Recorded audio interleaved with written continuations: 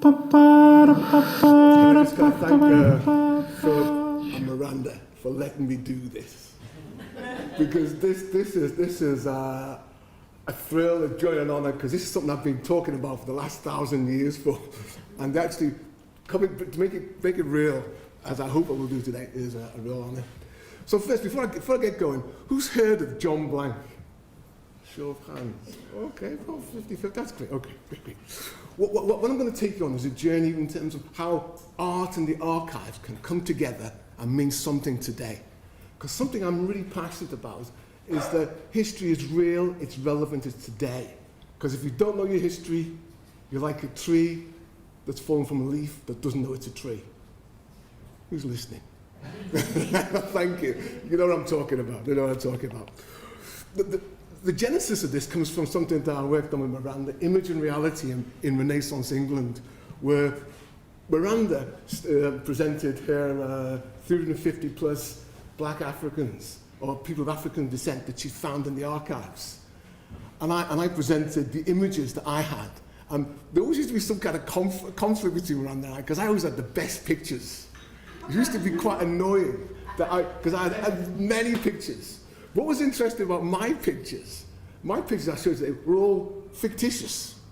They were all fabrications. Whereas the very few that Miranda had, the very few, or the one, the very few Miranda, was a real person. No, exactly. It was very real. And so it was in that kind of surfeit of pictures. And I remember the last conference, David Olusogo talked about at the BBC, getting Tudor history on the BBC, on Black Tudor history, was hard because there was no pictures. There's no pictures. So what we're going to try and do with the John Blanke project is redress that balance. It all starts with these two buildings here. The first building on the left is the College of Arms. They've got an archive of arms. They do, when you want an arm mural, you go to them and they make your arms. You know, I don't know. Kate Middleton needed something. Exactly. You go there and they make. I was thinking of Elton John. He got one made there. You can go and buy one. The other is. Does anyone know what the other one is? That's the old Public Record Office. And to get there back in the day, that's the Public Record Office. That's what the archive were. And today it's the National Archive in Kew. We're talking London. Well, yeah, might be. Yeah, we're talking about London. That's the Public Record Office. And it's back in those days, you had to be of good standing and a letter from your tutor and the Pope to get into this building.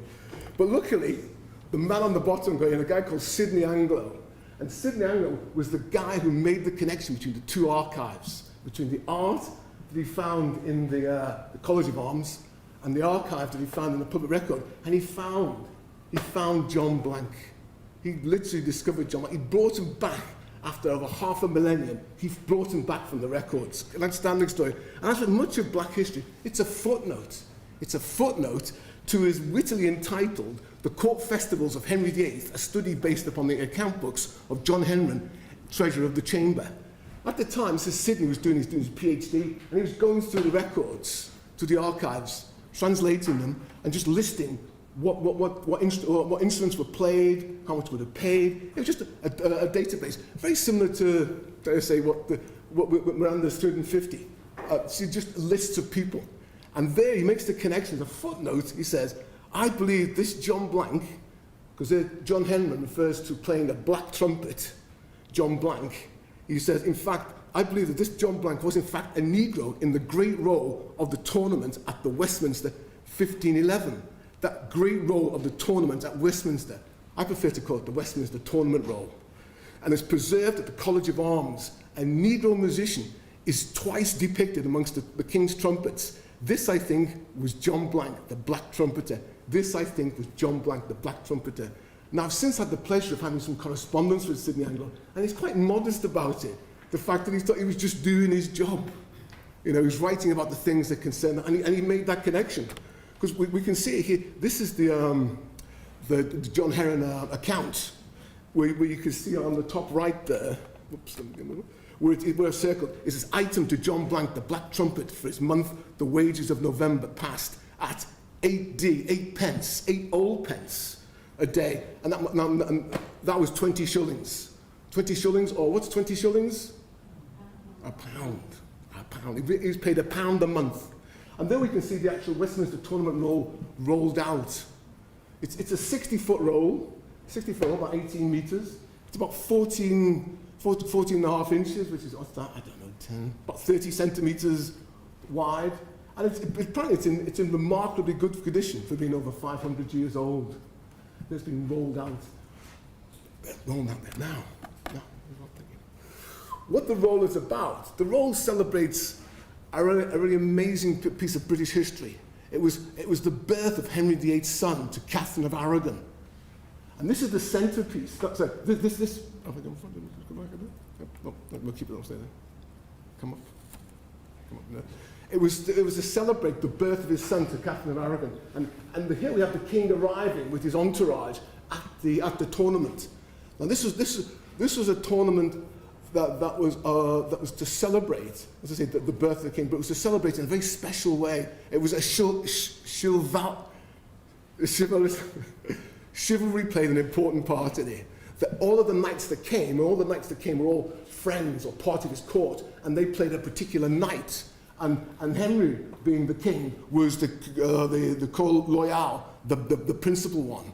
And this shows him arriving with his entourage, and each knight had a similar entourage. Obviously not as grand as the king's, but they're there on the scroll. The centrepiece of the scroll is this scene here. This is the king before Catherine of Aragon and the ladies, and also the members of the court having a tournament, knocking some other knight off. And you can guess who won this tournament. Yeah? The king won the tournament. And so the scroll celebrates that fact, and the fact that the boy was born. And on there, we have the two appearances of John Blanke. Here we see them within six trumpeters arriving. And this is in pretty poor condition.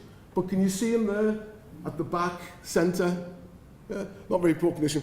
But the next one, and this is the most celebrated image. I'm sure those who know John Blanke know this image well. This image is, in fact, the most successful image of the College of Arms. The College of Arms is a private institution, so they have to make their money by selling these coats of arms where you go buy them.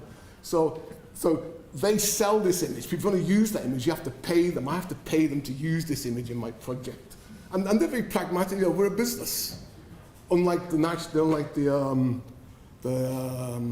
National Archive, you don't have to pay within reason to use their images. But this is an extraordinary image here. We've got two images of John Blanke announcing the arrival and announcing the departure at the end of the joust. And if time permitted me, and I'll permit myself the time, the Black Trumpet at the court, I think, represents England moving up a scale in European history. What we're talking about here, his dad, Henry VII, had kind of united the country, and he was reaching out to Europe. Hence the marriage to Catherine of Aragon. And part of that tradition, part of the European court, was the idea of the trumpeter, announcing your presence, and often were black trumpeters. So here's England being very fashionable, Henry being fashionable, having a black trumpeter. And interesting enough, there's Francis I, a contemporary of Henry's, he too had a black trumpeter in his court, very similar to very similar to John Blanke. But he's in a tradition that reflects England moving up the European League. But enough of that. Let's move on. Let's talk about John Blanke in the archives. It says he flourished between 1507 and 1512. Simply flourished because that's the record that we know of him. 1507, as I say, he was paid at 8p a day. We know he played at Henry VII's funeral, and he played at Henry VIII's coronation. Obviously, we see him at the Westminster tournament roll. He petitioned for wages. We have a petition for him to Henry VIII. We don't know exactly when it is. We can speculate, but we know it's in there, it's written, it's got the king's signature on, that he should be paid more, wage increase. And we know he's going to be married in 1512. The king wants to give him a bonnet or a gown for his wedding. And then we know, 1514, he's not mentioned at the full list. So somewhere between 1512 and 1514, he disappeared. And in some ways, this is part of the frustration of the archives. Like, we don't know what happened before. We don't know how he got here. There's some speculation. Did he come over with Catherine of Aragon? Did he come on his own? We don't really know. And equally, he marries. Did he marry someone local? Did he stay in London? Did he go abroad? And you know, that's what makes the archives so fascinating, because I'm sure they're there somewhere. They're there somewhere, and they're waiting to be discovered. So that's John Blanke. And that John Blanke is celebrated today in the Oxford Dictionary of National Biography. He has a presence, and he's presented as the first person of African descent in Britain who both we have a picture of and we have a record of, so we know he's an actual person. And okay, I'll say, and Miranda actually wrote that piece. Really excellent. Thank you, so it's an excellent piece, and it's free. It's one of the parts of the ONDB that is free. What does that mean? You should be able to click on and go to it without having to pay to see that. You can get into the ODMB in any library. Yeah, thank you. Did you hear that? You can get, if you've got a library card, you can get, well, I haven't said that most libraries, I remember. Okay, so that was the reality of it. I just want to share a bit with you about the image that I used to talk about. I talked about the Black Magus figure. And this character was the centre of my work, and this guy's been with me for almost 10 years now. Does anybody recognise him? He's from your part of the country. He's from Devon. He's on here. He's on a rood screen. The screen's about this big. It's about that big. To give you some idea of it. Yeah? It's about that big. And this is about 1507, 1511. We have up to 1520. That's when we believe it. So he's exactly contemporary with John Blanke. So here's an image of a black man, but we don't know his name. We have to ask, where does the image come from? Well, that's quite simple. It dates back, the image in painting of the Black Magus dates back to this figure by Roger van der Weyden in Germany about 1455. And this is an extraordinary piece. I don't know if you know van der Weyden, he's a fantastic artist. The quality of his work is just palpable, beautiful, beautiful. And he had a student called Memling. Memling copied him, and he copied his master's image, but with one telling difference. With one telling difference. Can you see the difference? Yeah. And that image of the Black Magus moved across Europe. And it reached England almost 50 years later in the form of this piece in Devon. It comes from Devon. From Devon. Again? Well, we don't know exactly, but it's a great question. I've discovered that there's a piece very similar to it. I discovered, me personally, bigging myself up, sorry about that. No, it's in a VA that's very similar to it. So it's in Ugborough. It's in Ugborough. If you go to St. Peter's in Ugborough, you'll see a piece very similar to that. But what's interesting, the piece in Ugborough has one piece missing. And that's the black character, and that's been replaced by a Saracen with chopping off someone's head. So there's a lot of history in that piece. So, but we are reasonably certain it comes from Devon. So there we are. That's how the Black Magus figure comes about. And in terms of being part of the adoration scene, the Christian adoration scene, it's a conflation of lots of ideas. In terms of biblical study, people trying to reconcile the Old Testament with the New Testament, some ideas about the world coming together at end times. So the black figure has many kind of reasons to be there. And you have to keep in mind, no black king visited Europe at that time. So this figure is a complete fiction, a fabrication. However, there are many thousands of images of this black king around Europe at the time. Many images of that black king, but he never existed. So each one is not just a fiction, it's a fiction of the artist's imagination, the patron's imagination, or the liturgical imagination of that time. So here's coming back to image and reality. We've got the reality of John Blanke, and we've got this I'm saying fatuous. No, it's not fatuous, because these images mean something. They're very special images. But these images are not of real people. These images are ideas. They're ideas. So it was in that I wanted to try and make John Blanke a bit more real. And it was a trip to Tower Hill that really put it in perspective. Who knows where Tower Hill is? It's in London. It's a tube station in London. Who's been there? Yeah. Have you seen that? Do you know what this is? This is a series of murals by an artist called Stephen B. Watley of the life and times of Henry VIII.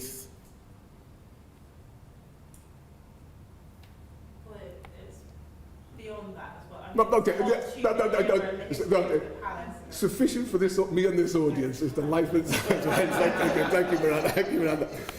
And there's one particular image that really stands out for me. This one, which is his modern interpretation of a scene, of that central scene from the Westminster Tournament Roll.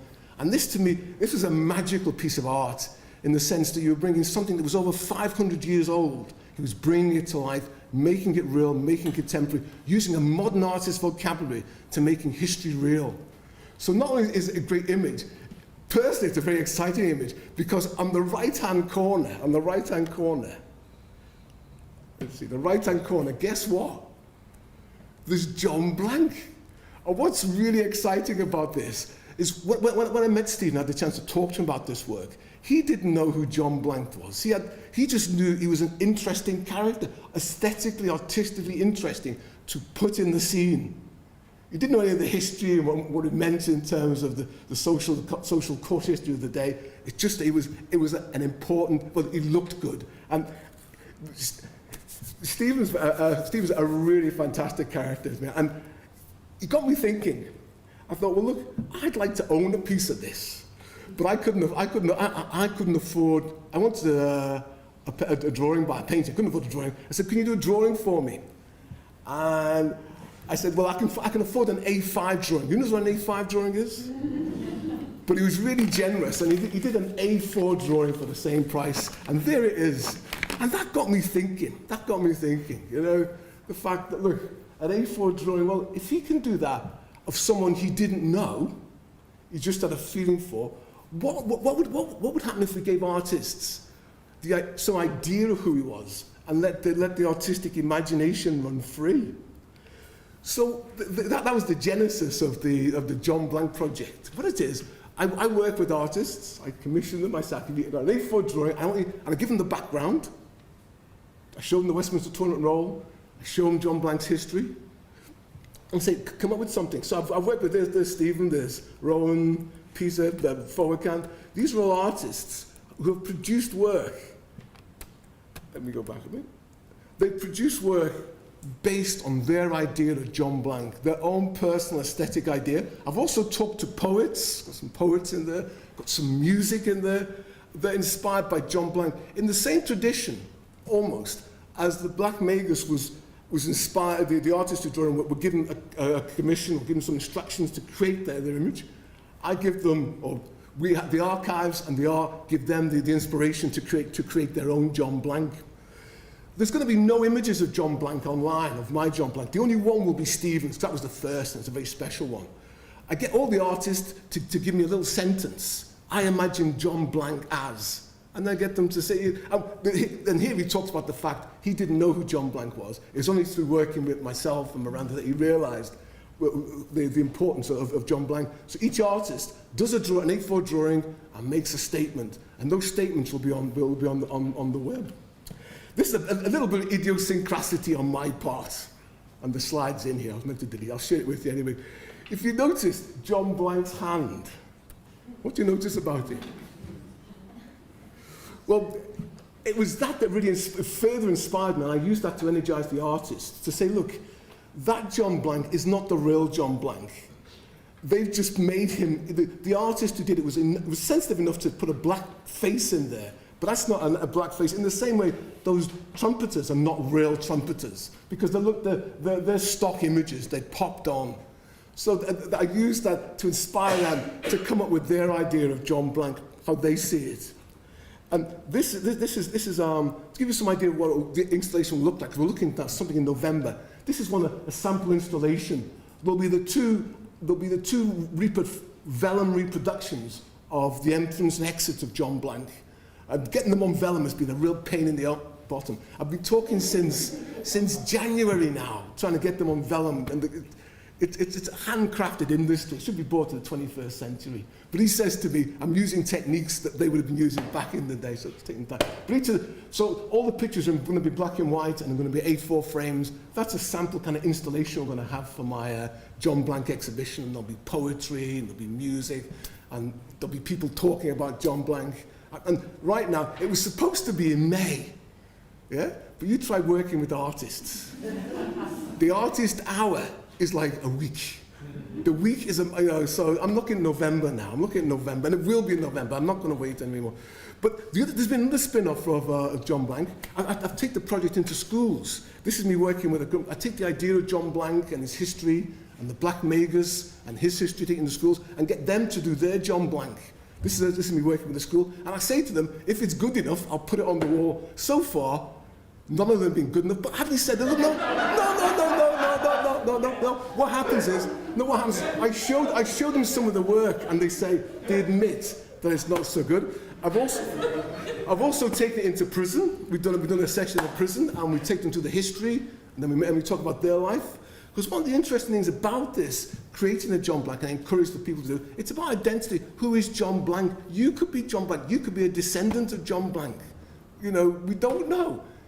Use your imagination. Your imagination will set you free. Be who you want to be through John Blanke. And we have a bit of fun. And we've got the prison ones were slightly better, but still not good enough. But we had a lot of fun doing it.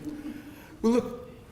So where are we now? The National Archive is still there, and I would like to believe there's more of John Blanke in the archive.